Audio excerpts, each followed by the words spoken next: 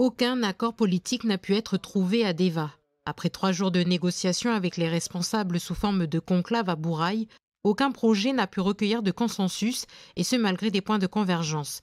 Le ministre des Outre-mer l'a annoncé cet après-midi lors d'une conférence de presse au Haut-Commissariat. 2 projets ont été examinés en profondeur lors du conclave qui s'est tenu du 5 au 7 mai 2025 à Deva. L'un fondé sur une souveraineté avec la France, que nous avons présenté avec le conseiller spécial du Premier ministre, l'autre basé sur le fédéralisme au sein de la République française. Toutefois, aucun projet n'a pu recueillir de consensus. Peut-être que les esprits n'étaient pas assez mûrs, peut-être que les positions étaient encore trop lointaines. Le ministre d'État défendait un projet d'une souveraineté partagée avec la France, un projet qui n'a pas réussi à convaincre. Il était en soi un compromis fructueux qui permettait à chacun de voir ses aspirations et ses intérêts respectés.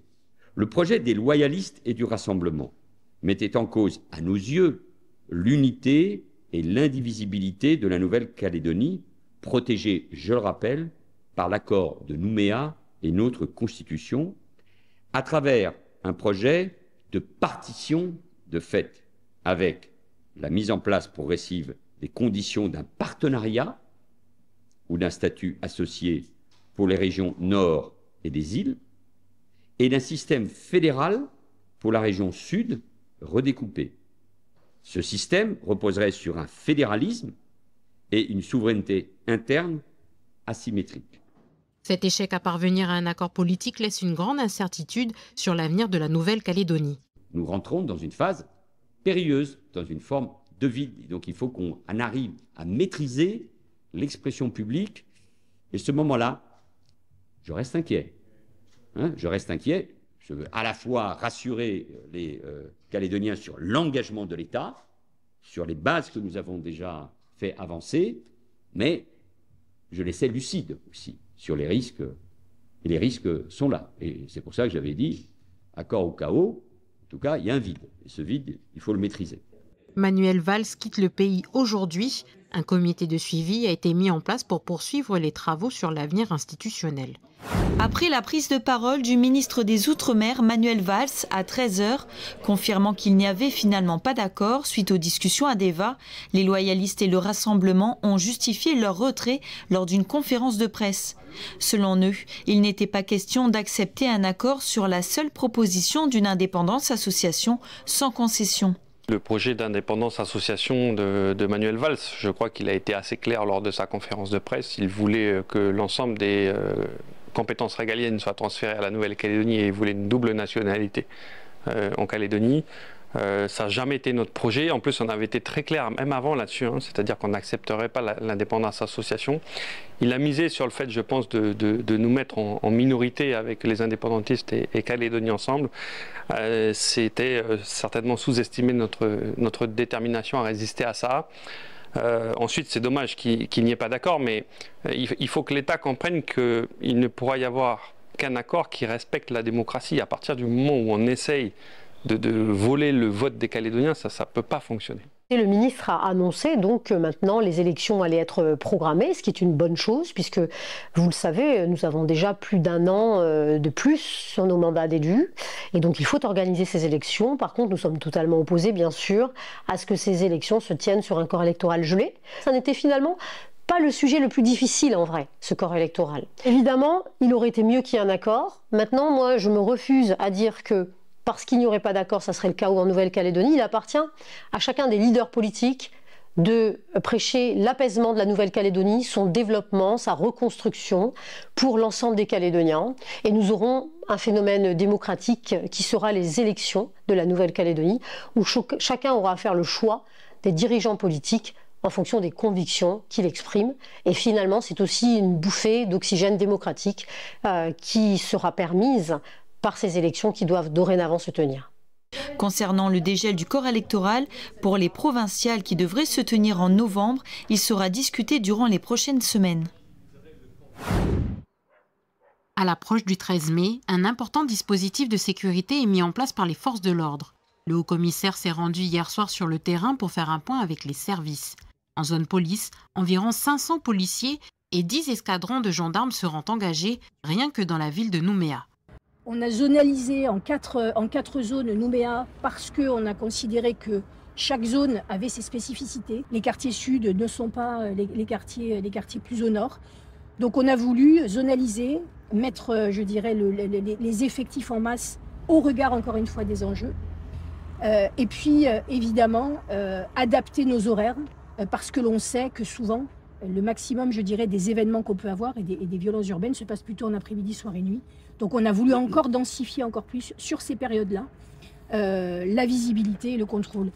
Pour le 13 mai, la police nationale a été renforcée par des effectifs, mais aussi par des moyens techniques. On a créé une brigade de drones, de moyens aériens, BMA, brigade de moyens aériens comme son nom réel l'indique, et qui va nous permettre, en H24, de pouvoir par le ciel avoir une visibilité totale de ce qui se passe, de groupes éventuels, et d'être un appui du ciel à l'intervention sur Terre. Donc c'est pour nous un outil majeur d'efficacité. Ce qui est intéressant, c'est de pouvoir donner des renseignements sur le nombre de personnes, à quel endroit ils sont postés, s'ils sont en présence d'armes ou pas. Ça nous permet de donner un maximum de renseignements en toute discrétion. Ces 2 drones de la police nationale sont mobilisables 24 heures sur 24 et 7 jours sur 7. Preuve que de grands moyens ont été mis en œuvre pour ce dispositif du 13 mai.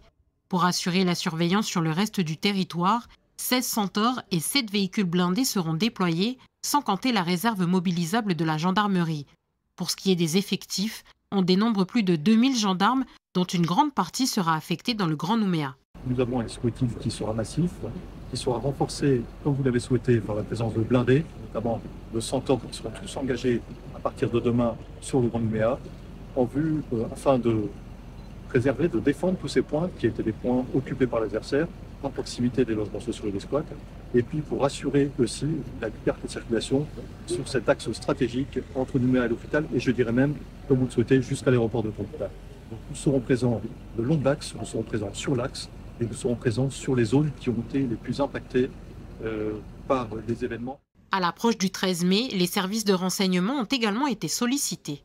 Nous n'avons pas de manifestation de masse, comme on a pu en connaître en 2024 à la date du 13 mai.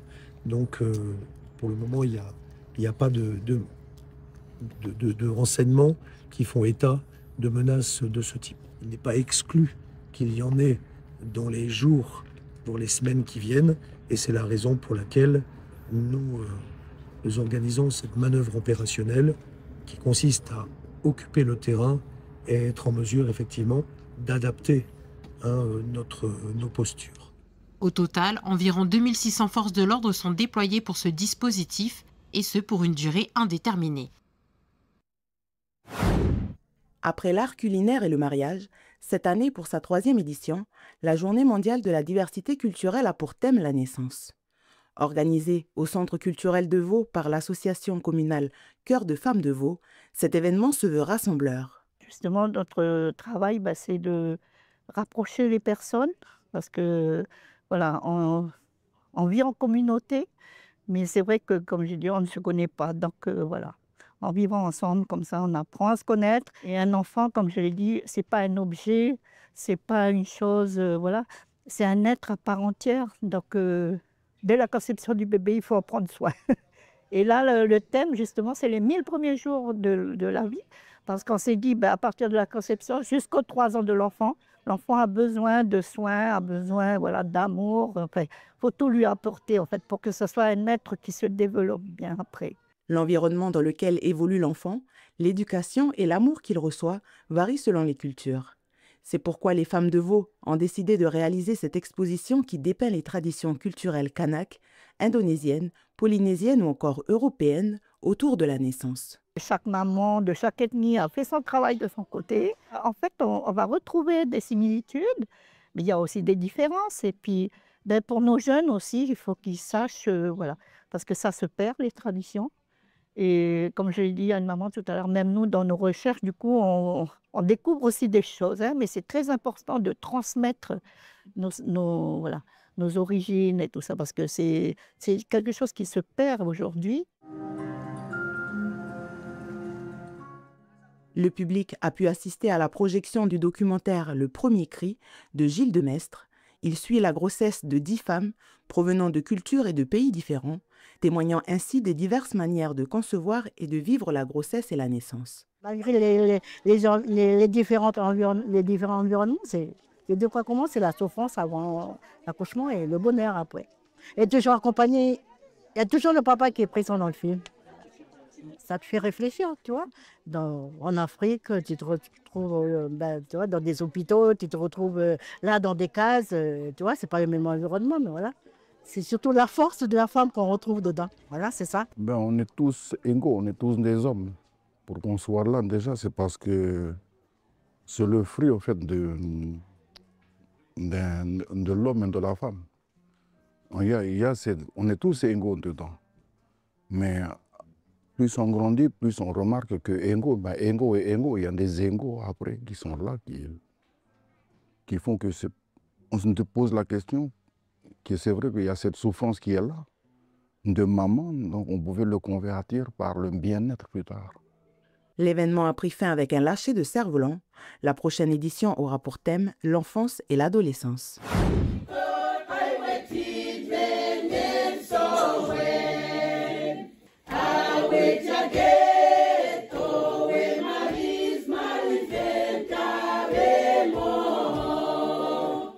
Kena Poignena observe et écoute attentivement. Intervenant en chant, il vient guider les voix de la chorale Wechaget. Objectif pour le centre Guam Boirat, enregistrer une dizaine de chants traditionnels. On va essayer de travailler le dos pupitre par pupitre pour essayer de travailler un peu les deux, enfin pas les détons, mais voir un peu les endroits où c'est fragile. Juste pour nous là, pour s'entraîner. Hein?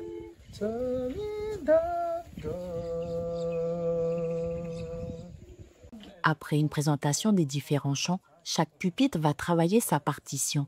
Les voix les plus aiguës vont ainsi profiter des conseils de l'artiste. Samantha, déjà très à l'aise en chant, apprécie l'accompagnement de Kena.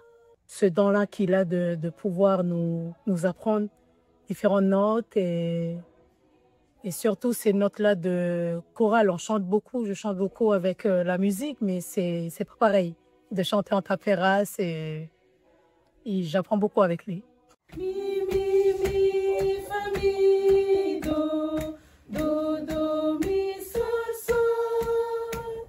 Wechaget, la chorale du centre culturel est composée d'un noyau dur et de chanteurs occasionnels. Pour atteindre l'objectif d'enregistrer un album, il faut donc organiser les voix. 2 sessions d'ateliers sont prévues ce mois de mai avec l'artiste.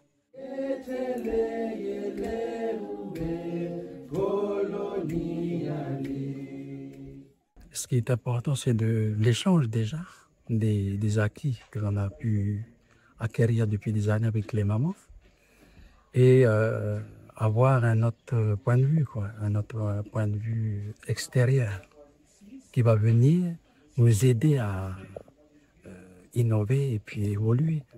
L'enregistrement de l'album est prévu début août au centre culturel de Yengen, une belle façon pour la structure d'archiver le patrimoine culturel immatériel de la commune.